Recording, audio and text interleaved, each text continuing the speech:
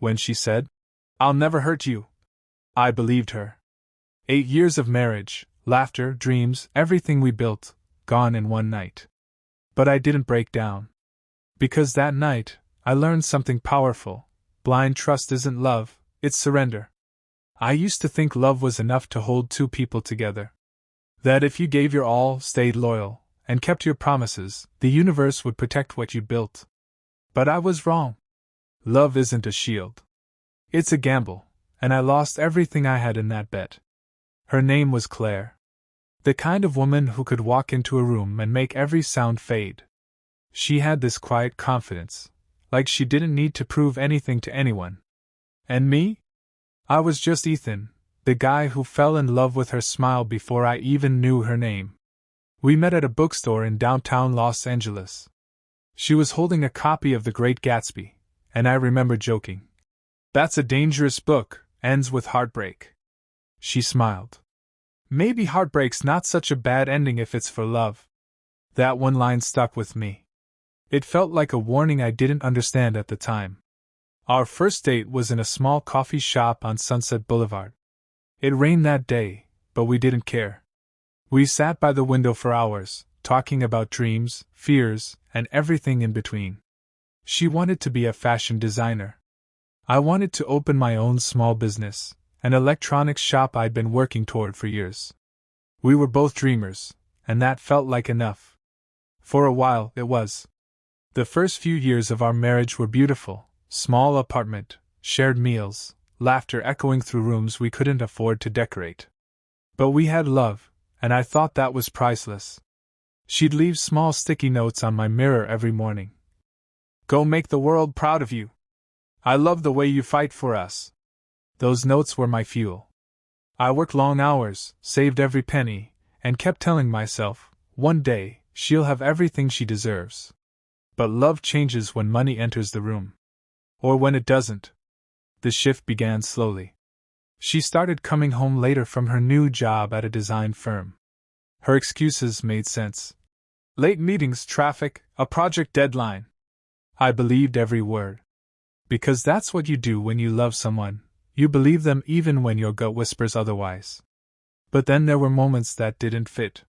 Like the night she came home smelling of expensive cologne, not hers, not mine. Or when she suddenly began caring too much about how she looked before work, new dresses, new perfume, a spark in her eyes that wasn't for me anymore. I'd ask gently, "New client?" She'd smile, kiss me lightly, and say, "You worry too much, Ethan." And that smile, that soft, practiced, careful smile, was how she kept me blind. One evening I came home early from work. The house was quiet except for her laughter. She was in the living room, phone pressed against her ear. Her laugh, it wasn't the one she gave me anymore. It was softer, secretive. And when she noticed me standing there, she froze for half a second. That was all it took. I asked, "Who were you talking to?" She said, "Oh, just a client." Then she quickly turned the screen off and placed the phone face down. Something inside me shifted that night. It wasn't anger. Not yet. It was a cold awareness, like I'd just been left outside in the rain without realizing when she locked the door. After that, I started noticing things I'd ignored before. The late-night texts she never explained. The way she guarded her phone like it held state secrets. The distance in her touch. Love had become a routine, a performance. And I was the only one still acting like it was real. But I told myself, maybe it's just stress. Maybe I'm overthinking. Because the truth is, I didn't want to believe I was losing her. Not Claire. Not the woman who once cried when I told her I couldn't afford a honeymoon. She said, "I don't need a trip, Ethan. You're my home." But home was no longer enough for her. It all came to a head on her birthday. I'd saved for months to surprise her with a gold bracelet she'd admired once in a store window. I wrapped it myself, clumsy, uneven, but full of love. When she opened it, she smiled politely, but her eyes told another story. She looked disappointed. Like she'd expected something more, something bigger, something richer. That night, she didn't wear the bracelet.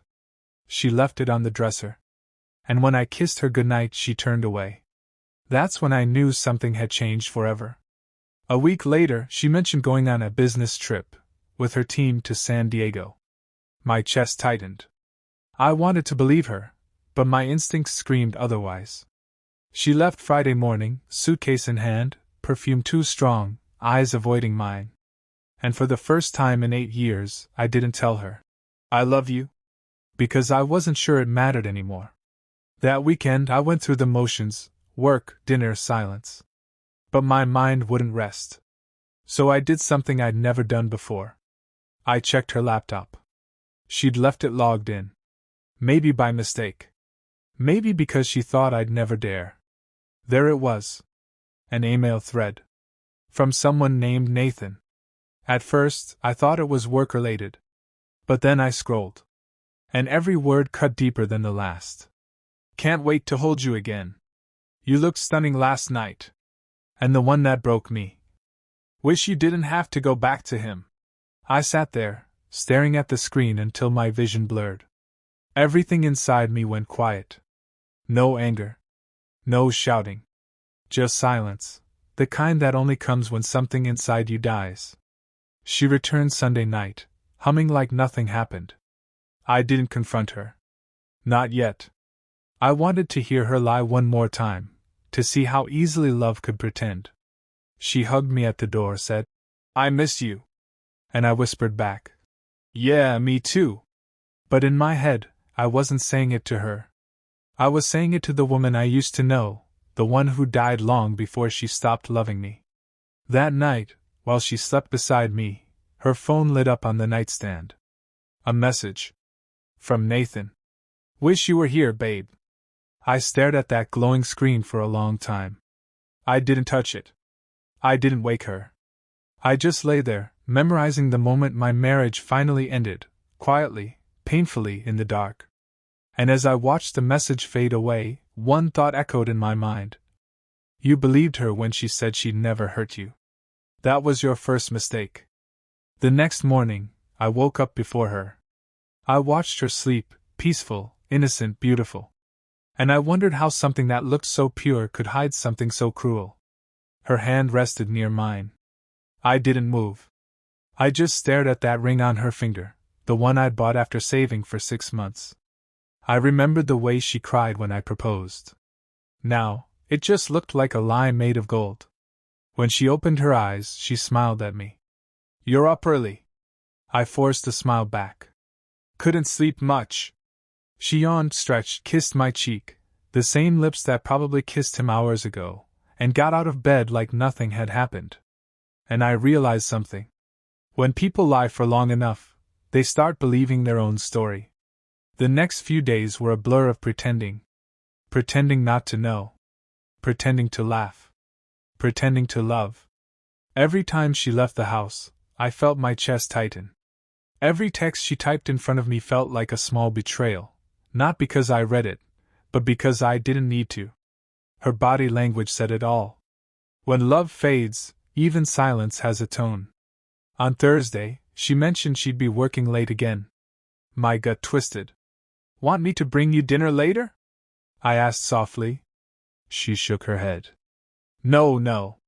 Don't worry. It's just the team and me. We'll order something there." The team and me. The words sounded practiced. After she left, I sat in the quiet house, staring at the clock. 9 p.m. 10 p.m. No calls. No messages. At 10:37, I decided to follow her. I wasn't proud of it. But love makes you desperate for the truth, even when you already know it. Her office was in downtown LA.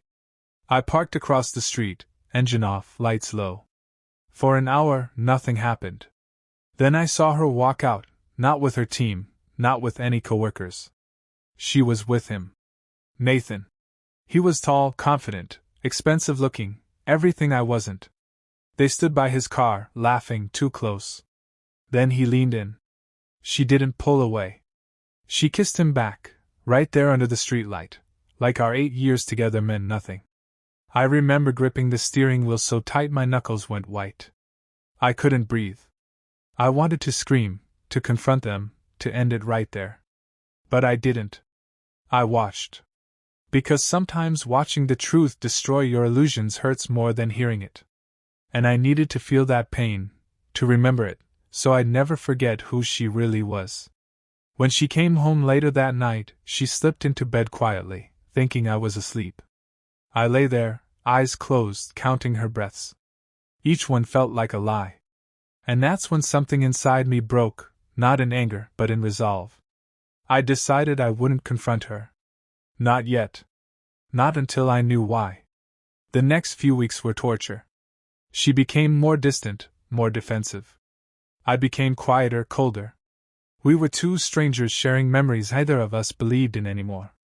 Then one day, I got a call from an unknown number. "Is this Ethan?" "Yes." "This is Paul. I work with Claire." His voice trembled.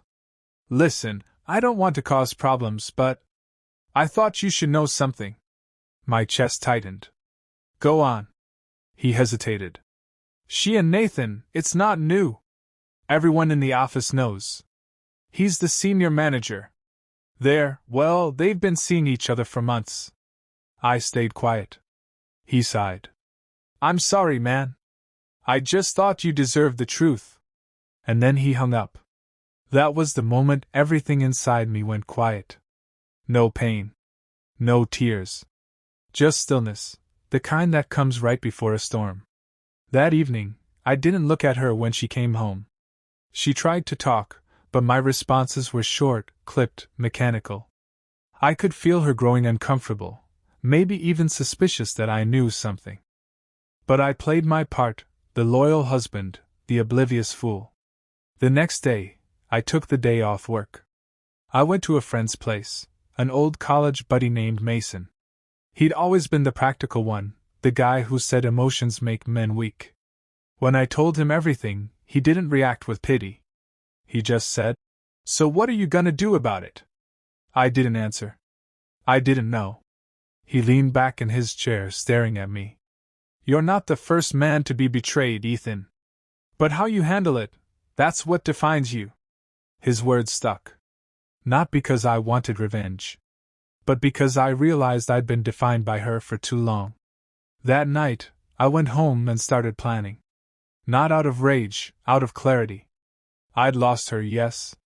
But maybe I could still regain something, myself. Over the next few weeks, I observed. I listened. She started staying out more often, saying things like, "I need space," or, "You've changed, Ethan." And every time she said that, I smiled inwardly. Because yes, I had changed. I was finally seeing clearly. She thought I was broken. But I was rebuilding, quietly, patiently. One evening, she came home and said the words I'd been waiting for. "Ethan, I think we need a break."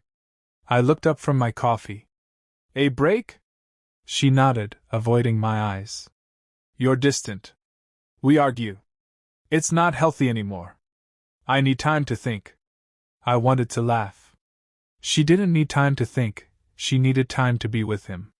But I kept my face calm. "If that's what you want." She looked surprised. Maybe she expected me to beg, to plead. But I didn't. That's when I saw the first flicker of guilt in her eyes, small, fragile, but real. She packed a few things, said she'd stay at her sister's place. She kissed my cheek before leaving, out of habit more than love. And as she walked out the door, I whispered to myself, "That's the last lie you'll ever tell me." For a week, she didn't contact me. Then one afternoon, a letter arrived, her handwriting on the envelope. Inside, just a single line. "I hope someday you can forgive me." I folded the letter neatly, placed it in my desk drawer, and closed it. No anger. No sadness. Just the cold understanding that forgiveness wasn't something she could ask for anymore. A few months passed. I threw myself into work, rebuilt my business, doubled my hours. The pain became fuel. And slowly, I began to heal, not because time fixes everything, but because I finally stopped expecting her to. Then, out of nowhere, an invitation arrived in the mail. Her name on it. Claire and Nathan, wedding ceremony. My heart stopped for a second. I read it again. And again. She was marrying him. The man she cheated on me with. And not only that, she'd sent me an invitation. For a while, I didn't understand why. Was it guilt? Arrogance? Or did she want me to see how happy she was now? I almost threw it away. But something inside me whispered, go. Not to see her. Not to ruin it. But to remind her of something she'd forgotten, that every choice comes with a consequence. So I circled the date, smiled faintly, and said to myself, all right, Claire. Let's make this unforgettable. You know that moment when your gut whispers something's wrong, but your heart still prays you're just being paranoid? That was me. Every night she'd turn her phone screen down. Every morning she'd leave early, saying she had to work overtime. And every time I asked, her answers came with a smile. But her eyes carried a storm. So I stopped asking. Instead, I started watching. One Friday evening, I came home early. Her car wasn't there. But her laptop, the one she never let me touch, was open. My hands were shaking when I moved the mouse. There it was, an open chat window. The name glowed like poison. Ethan Redhart. I scrolled up. And my world collapsed. Every word she ever told him, she once told me. Every "I miss you," she whispered to him, was stolen from my heart. Photos, dates, secret messages. They weren't just talking. They had plans. That night I didn't confront her. I didn't scream. I didn't cry. I just sat there. I looked at our wedding photo hanging on the wall. 2 smiles, 1 promise. And I realized one of us never meant it. So I made my own promise. Not for revenge. Not for pain. But for truth. I needed to know how far it went. The next morning, I told her I had to travel for work, 2 days out of town. I kissed her goodbye. She smiled. But instead of leaving, I parked my car 2 streets away and waited. Hours passed. Then, she came out. New dress. Makeup. Phone in hand. And soon, a black SUV pulled up. Ethan stepped out, smiling. He touched her face like she belonged to him. I watched the woman I once called mine melt into another man's arms. That sight burned something inside me. Not hatred. Not rage. But something colder. Something quieter. Like the death of a flame. That night, I checked into a small motel. I couldn't go home. I couldn't face her lies under the same roof. I stayed awake till dawn. Thinking, where did I go wrong? Was it me? Was it her? Or was it the moment we both stopped trying? The next evening, I went home. She was already there, pretending everything was normal. Dinner on the table. TV playing softly. I sat down, looked at her, and said quietly, "Who's Ethan?"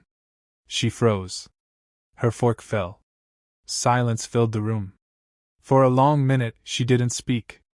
Then she whispered, "I can explain. But explanations can't fix what's already shattered." I told her I knew everything. The messages. The hotel receipts.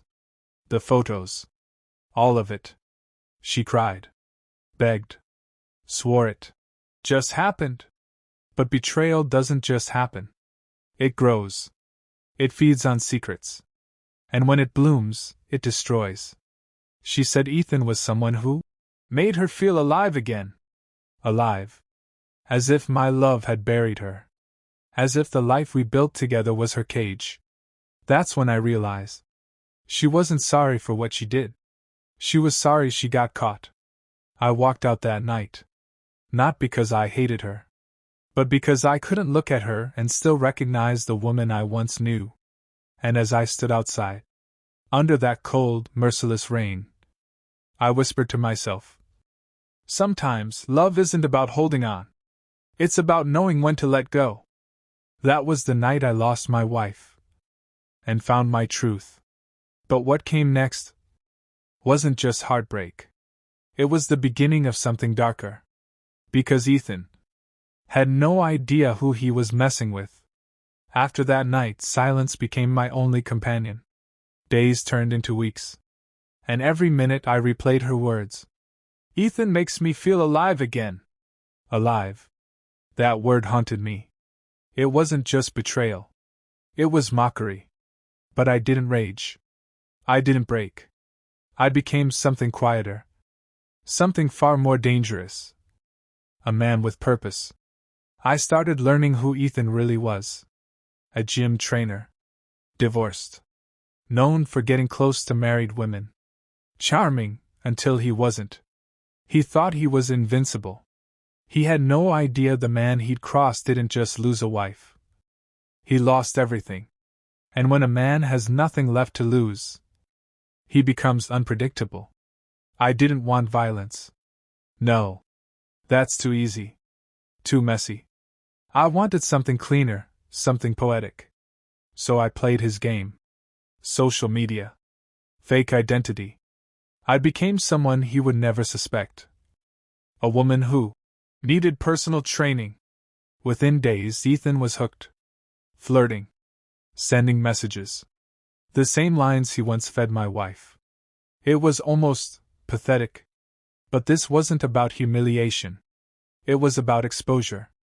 I gathered every screenshot, every message, every lie. And then, one quiet evening, I sent them all. To his boss. His clients. And to her family. No noise. No confrontation. Just truth, delivered like a silent bullet. The fallout was instant. Ethan lost his job. His gym banned him. My wife, she lost the image she had built. Her parents called me, sobbing. Her mother said, "She's broken, she has nowhere to go." I didn't answer. Because forgiveness isn't the same as weakness. You can forgive and still never look back. Weeks later, she came to my door. No makeup. No smile. Just tears. She said, "I deserve this. But I never stopped loving you." I looked at her. The woman who once vowed forever. And I said softly, "Maybe that's the problem. You loved me until something new felt easier. But love isn't supposed to be easy.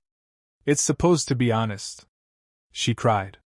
And for the first time, I didn't. I closed the door that night. Not on her, but on the version of myself that lived for someone else's approval. For months, I rebuilt from nothing. New home. New focus. New peace. And every time people asked me, "How did you move on after that?" I said, "I stopped waiting for closure." Sometimes closure is when you decide to stop bleeding. You see, betrayal doesn't always destroy you. Sometimes it saves you.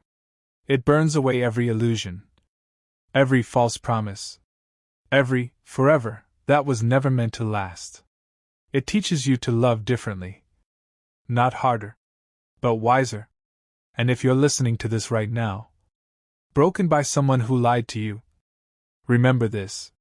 You don't need revenge to win. Just rise so high that they can never reach your peace again. That's the sweetest revenge there is.